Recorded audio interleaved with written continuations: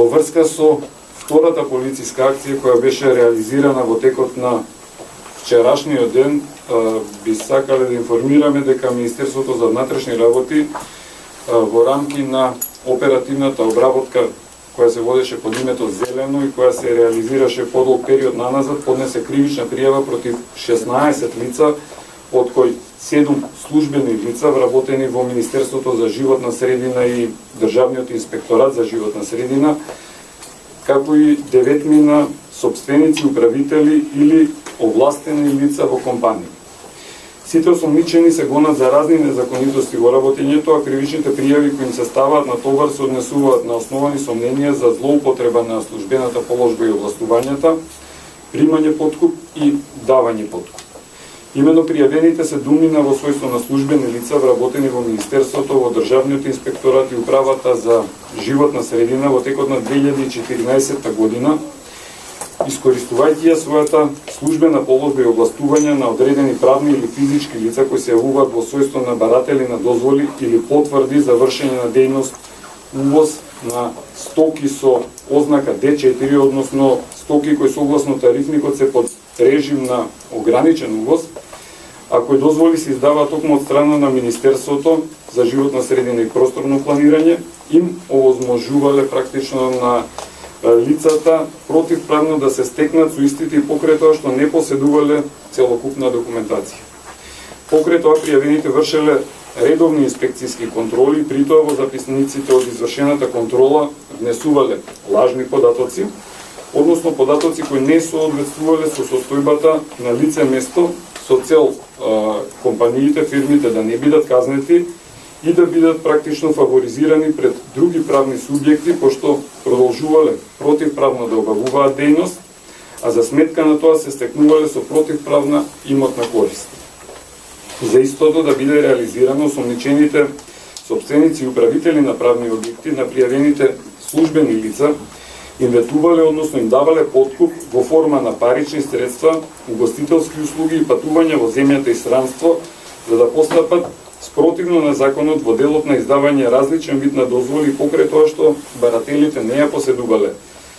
целокупната документација, а на ист начин се обидувале да издействуваат искусување на законски предвидените рокови потребни за издавање на одреден вид на дозволи,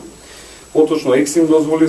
за увоз на стоки, како и да вршат притисок врз точно посочени правни субјекти, создавачи на отпад од пакување, да склучат договори со точно посочени управувачи со отпад, чии сопственици и управители се дел од пријавените, а кои пак се во блиски релации со пријавените службени лица.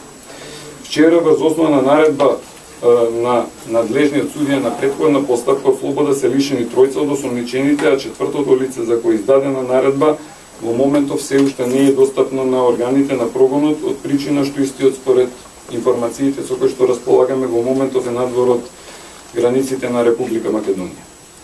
Тројцата осомничени се веќе изведени пред судија на претходна постапка кој им одреди мерка на предпазливост, односно забрана да го напуштат живеалиштето, поради што веќе им се одземени патните исправи и имаат обврска да се јавуваат во суд како и забрана за вршење на дејност.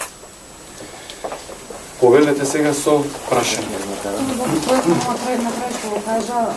16 има пријави, а тројца се само приведени. Наредбата беше за 4 лица, од кои тројца се пронајдени, 2 беа пронајдени на нивните работни места, едно лице беше лоцирано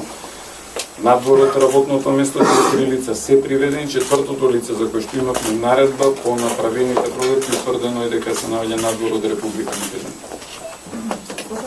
Во врска со акцијата Молња, дали полицијата во ова фаза од истрагата има некои сознание или сомнежи дали дел од последната група уапсени, 7 осомничени, имале директен контакт или биле за време на терористичкиот напад во Куманово во дивата насадба на 9 и 10 мај? Според сознанието со кои што располагаме, 7 осомничени имале директни контакти, како телефонски, така и лични, но не учествувале во нападот на полицијата која што ја реализираше акцијата. Истите се осомничени и се товарат за помагање. Главно според досега документираните сознанија, истите представувале логистика. Помагале и при извршениот напад на полициската станица Гошинце и при прикривањето на оружјето кое што беше одземено од полициската станица Гошинце, како и при транспортот и сместувањето на криминално-терористичката група во диво населје во Куманово.